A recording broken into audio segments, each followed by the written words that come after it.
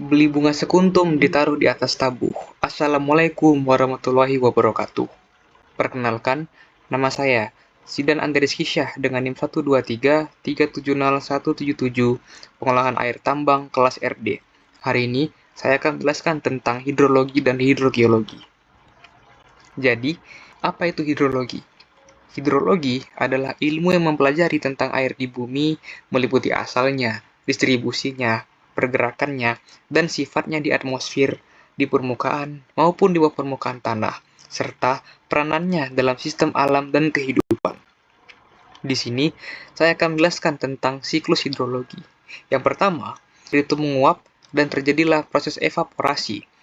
Air dari laut, sungai, danau, dan permukaan bumi menguap karena adanya panas matahari dan berubah menjadi uap air.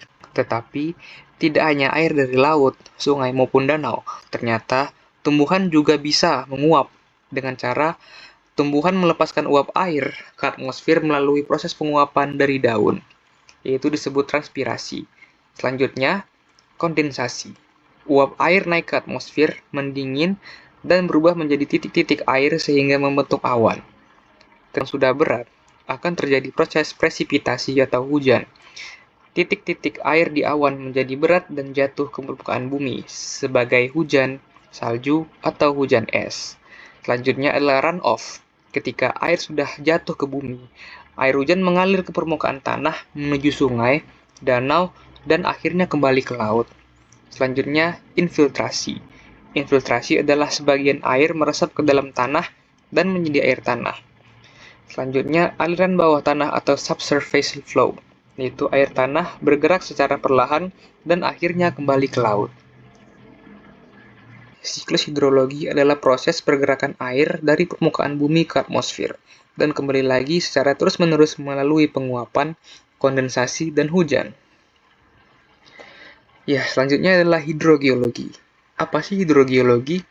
Hidrogeologi adalah cabang ilmu geologi yang mempelajari tentang asal, pergerakan, penyimpanan, dan kualitas air tanah dalam lapisan batuan atau aquifer, serta hubungannya dengan kondisi geologi dan lingkungan di permukaan bumi. Bagaimana cara air tanah terbentuk? Air tanah terbentuk dari hujan yang meresap ke dalam tanah melalui proses infiltrasi dan perkolasi. Air ini kemudian tersimpan di dalam lapisan batuan berpori atau rekahan yang disebut dengan aquifer. Aquifer adalah lapisan batuan atau tanah yang dapat menyimpan dan mengalirkan air tanah dalam jumlah besar. Aquifer berfungsi sebagai reservoir air bawah tanah yang dapat dimanfaatkan sebagai sumber air bersih untuk berbagai keperluan. Selanjutnya adalah jenis-jenis aquifer.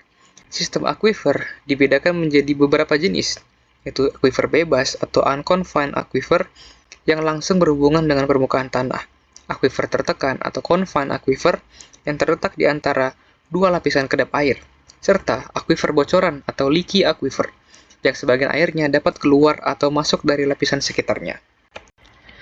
Jadi, kesimpulan hubungan antara hidrologi dan hidrogeologi adalah mereka saling berkaitan, karena hidrologi mempelajari pergerakan air di permukaan bumi, sementara hidrogeologi mempelajari air yang meresap ke bawah permukaan dan tersimpan dalam aquifer. Air permukaan dari proses hidrologi menjadi sumber utama pengisian air tanah, sedangkan air tanah berkontribusi juga pada aliran sungai dan mata air. Keduanya saling bekerja sama untuk saling melengkapi, saling memahami ketersediaan, pergerakan, dan pengelolaan sumber daya air secara menyeluruh. Sekian video saya. Karena saya tadi buka dengan pantun, maka saya akhiri juga dengan pantun.